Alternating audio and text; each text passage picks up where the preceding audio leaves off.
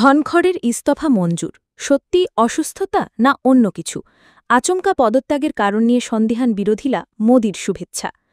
ধনখড় নিজের ইস্তফাপত্রে লিখেছেন, শারীরিক অসুস্থতার কারণেই তিনি উপরাষ্ট্রপতির পদ ছাড়ার সিদ্ধান্ত নিয়েছেন। তবে এই তত্ত্ব মানতে নারাজ বিরোধী দলগুলি। হঠাৎ ইস্তফার নেপথ্যে অন্য কোনো কারণ থাকতে পারে বলে সন্দেহ বিরোধীদের। উপরাষ্ট্রপতি পদ থেকে জগদীপ ধনখড়ের ইস্তফা গ্রহণ করলেন রাষ্ট্রপতি দ্রৌপদী মুর্মু। সোমবার রাতে রাষ্ট্রপতির কাছে ইস্তফাপত্র পাঠিয়েছিলেন ধনখড়। মঙ্গলবার সকালেই তা গৃহীত হয়ে গেল। উপরাষ্ট্রপতি তথা রাজ্যসভার চেয়ারম্যানের পদ থেকে তাকে সরাতে চেয়েছিলেন বিরোধীরা। তার বিরুদ্ধে অনাস্থা প্রস্তাবও এনেছিলেন তারা। কিন্তু সোমবার রাতে আচমকাই উপরাষ্ট্রপতির পদ থেকে জগদীপ ধনখড়ের ইস্তফাকে কিছুটা অস্বাভাবিক বলেই মনে করছেন বিরোধীরা।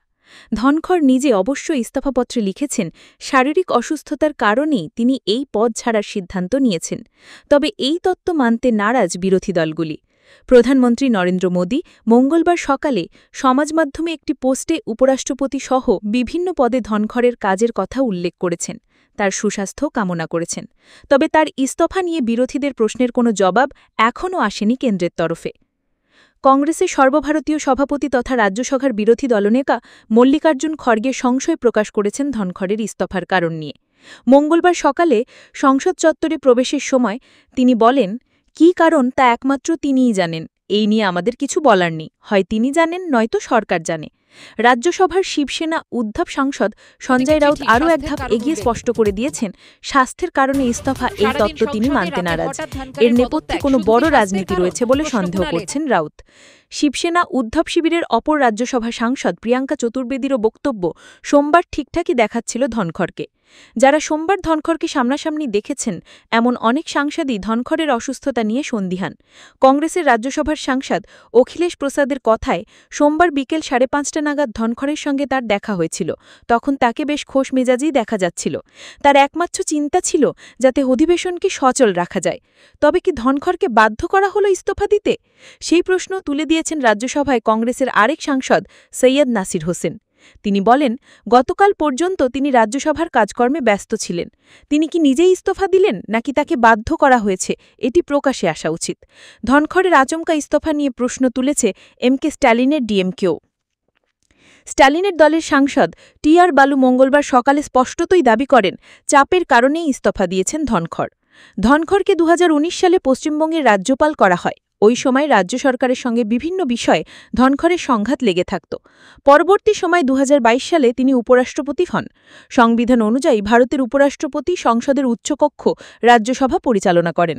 রাজ্যসভার চেয়ারম্যানের পদে থাকাকালীন বিরোধী সাংসদরা বারবার তার বিরুদ্ধে সরব হয়েছেন। কক্ষ পরিচালনায় পক্ষপাতিত্বের অভিযোগও তুলেছে বিরোধী দলগুলি। তার বিরুদ্ধে অনাস্থা প্রস্তাবও এনেছিলেন তারা। কিন্তু সোমবার রাতে আচমকাই উপরাষ্ট্রপতির পদ থেকে জগদীপ ধনখড়ের ইস্তফাকে কিছুটা অস্বাভাবিক বলেই মনে করছেন বিরোধীরা। শারীরিক অসুস্থতার কারণে দায়িত্ব ছেড়ে দেওয়ায় বিস্তর প্রশ্ন উঠতে শুরু করেছে। বিচারপতি যশবন্ত বর্মার অপসারণের দাবিতে সোমবার বিরোধীদের তরফে একটি প্রস্তাব জমা দেওয়া হয় রাজ্যসভায়। বিভিন্ন সূত্রের ভিত্তিতে এনডিটিভির একটি প্রতিবেদনে দাবি করা হচ্ছে, সেখান থেকেই বিতর্কের সূত্রপাত। ওই সময় ধনখড় নোটিশটি গ্রহণ করেন এবং উচ্চকক্ষের সেক্রেটারি জেনারেলকে প্রয়োজনীয় পদক্ষেপ নেবার জন্য বলেন। ওই সূত্রের দাবি, এই পদক্ষেপ ভালোভাবে নেয়নি কেন্দ্র। বিরোধীদের দেওয়া নোটিশটি রাজ্যসভায় গৃহীত হওয়ার ফলে বিচার ব্যবস্থাকে দুর্নীতিমুক্ত রাখার কৃতিত্ব হাতছাড়া হয় কেন্দ্রের। ওই সূত্রের দাবি, কেন্দ্রের তরফে এই বিষয়ে ফোনও করা হয় উপরাষ্ট্রপতিকে। তবে কেন্দ্রের বক্তব্যে আপত্তি জানান ধনখড় এবং কিছুটা কথা কাটাকাটিও হয় বলে দাবি ওই সূত্রের। ঘটনাচক্রে সোমবার রাজ্যসভার বিজনেস অ্যাডভাইজারি কমিটির বৈঠক ছিল। বৈঠকে সভাপতিত্ব করেন রাজ্যসভার চেয়ারম্যান ধনখড়। প্রথম বৈঠক হয় দুপুর 12টা নাগাদ। কংগ্রেস নেতা জয়রাম রেশ সমাজমাধ্যমে লিখেছেন, রাজ্যসভায় বিজেপির দলনেতা জেপি নাড্ডা ও সংসদীয় পরামর্শ বিষয়ক মন্ত্রী কিরেন রিজিজুও ওই বৈঠকে উপস্থিত ছিলেন। কিন্তু পরে বিকেল 4:30টার সময় ওই বৈঠক ডাকা হয়। সেখানে নাড্ডা বা রিজিজু যাননি। কংগ্রেস নেতার দাবি, ইচ্ছেকৃতভাবেই ওই বৈঠকে উপস্থিত ছিলেন না দুজন। তার আরও দাবি, সোমবার দুপুর 1টা থেকে বিকেল 4:30টার মধ্যে গুরুতর কিছু ঘটে থাকতে পারে।